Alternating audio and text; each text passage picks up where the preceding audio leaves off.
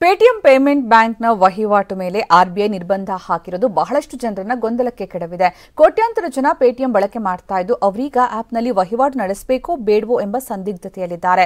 ಹಾಗಾದ್ರೆ ಆಗಿದ್ದೇನು? ಇಲ್ಲಿದೆ ನೋಡಿ ನಿಮ್ಮ ಗೊಂದಲಕ್ಕೆ ಉತ್ತರ.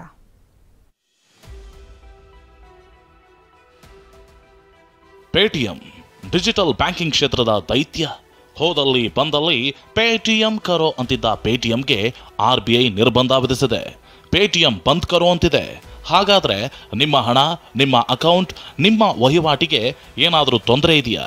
ಅದನ್ನೇ ಕ್ಲಿಯರ್ ಆಗಿ ಹೇಳ್ತೀವಿ ನೋಡಿ.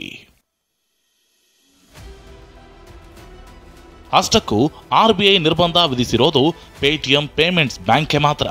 ಆದರೆ ಮೊಬೈಲ್ನಲ್ಲಿ ಬಳಸುವ ಪೇಟಿಎಂ ಆ್ಯಪ್ಗಳಿಗೆ ಈ ನಿರ್ಬಂಧ ಅನ್ವಯಿಸಲ್ಲ. ಹಾಗಿದ್ರೆ ನಿರ್ಬಂಧದ ಕುರಿತು ಪೇಟಿಎಂ ನೀಡಿರುವ ಸ್ಪಷ್ಟನೆ ಏನು ಅಂತ ತೋರಿಸ್ತೀವಿ ನೋಡಿ. ಫೆಬ್ರವರಿ 29ರವರೆಗೆ ಪೇಟಿಎಂ ವಹಿವಾಟು ಎಂದಿನಂತೆ ಇರುತ್ತೆ. ಫೆಬ್ರವರಿ 29ರ ನಂತರ ಪೇಟಿಎಂನಲ್ಲಿ ಹೊಸ ಡೆಪಾಸಿಟ್ಗೆ ಮಾತ್ರ ಅವಕಾಶವಿರಲ್ಲ. ಈಗಾಗಲೇ ಪೇಟಿಎಂ ಪೇಮೆಂಟ್ಸ್ ಬ್ಯಾಂಕ್ ವ್ಯಾಲೆಟ್, ಫಾಸ್ಟ್ಯಾಗ್ನಲ್ಲಿ ಹಣ ಇದ್ರೆ ಬಳಕೆ ಮುಂದುವರಿಸಬಹುದು. ಫಾಸ್ಟ್ಯಾಗ್ನಲ್ಲಿ ಹಣವಿದ್ರೆ ನಿಮ್ಮ ಅಕೌಂಟ್ಗೆ ವರ್ಗಾಯಿಸಬಹುದು. ಆದರೆ ಫೆಬ್ರವರಿ 29ರ ನಂತರ ಹೊಸ ಡೆಪಾಸಿಟ್, ಹೊಸ ಪೇಮೆಂಟ್ ಬ್ಯಾಂಕ್ ಅಕೌಂಟ್ ಸೇರಿ ಹೊಸ ಖಾತೆಯನ್ನ ತೆರೆಯಲು ಆರ್ಬಿಐ ನಿರ್ಬಂಧ ವಿಧಿಸಿದೆ. ಮತ್ತೊಂದು ವಿಚಾರ ಅಂದರೆ ಪೇಟಿಎಂನ ಇತರೆ UPI ಸೇವೆಗಳಿಗೆ ಯಾವುದೇ ನಿರ್ಬಂಧ ಇರಲ್ಲ. ಅಂದರೆ ಪೇಟಿಎಂ ಮೂಲಕ ನೀವು UPI ಪೇಮೆಂಟ್ಗಳನ್ನು ಮಾಡಬಹುದು.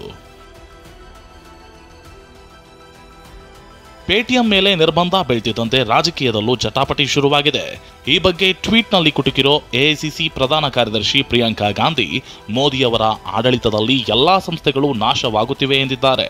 ಅಲ್ಲದೆ ಹಿಂದೆ ರಾಹುಲ್ ಗಾಂಧಿ ಪೇಟಿಎಂ ಅಂದ್ರೆ ಪೇಟು ಮೋದಿ ಅನ್ನೋ ಹೇಳಿಕೆಯನ್ನ ಟ್ವೀಟ್ನಲ್ಲಿ ಹಂಚಿಕೊಂಡಿದ್ದಾರೆ.